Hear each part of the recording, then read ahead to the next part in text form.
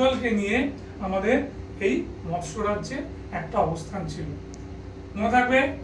এবং এটাও মনে রাখবে কিংবদন্তি রাজা বিরাট, তাই তো, যে বিরাট রাজার কথা এখানে উল্লেখ আছে। এবং মহাভারতেও তোমরা পড়েছ যে বিরাট রাজার দরবারে পঞ্চ পাণ্ডব, দ্রৌপদী এবং কুন্তী এরা এসেছিলেন, ছদ্মবেশে ছিলেন, মনে পড়ছে? এই সেই রাজা হচ্ছে বিরাট। মহাভারতে রাজা বিরাটের উল্লেখ আছে।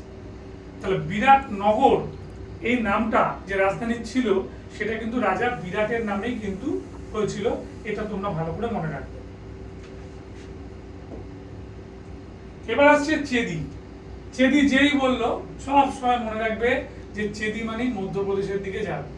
দেখে নাও, এই যে বুন্দেলখণ্ড ও মধ্য ভারতের দোয়াব অঞ্চলের কিছু অংশে বিস্তৃত। তাহলে এক কথায় বলা যায় আমাদের এটা এমপি, মধ্যপ্রদেশের বুন্দেলখণ্ডে অবস্থিত। তোমরা অপশনে এই বুন্দেলখণ্ডটা খালি দেখে নেবে, মধ্যপ্রদেশের বুন্দেলখণ্ডে অবস্থিত।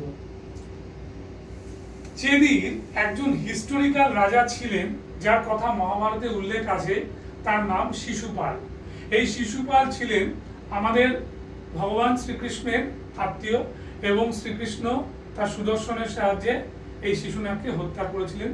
তার 100টা অপরাধ অতিক্রম করে গেছিল বলে, ঠিক আছে।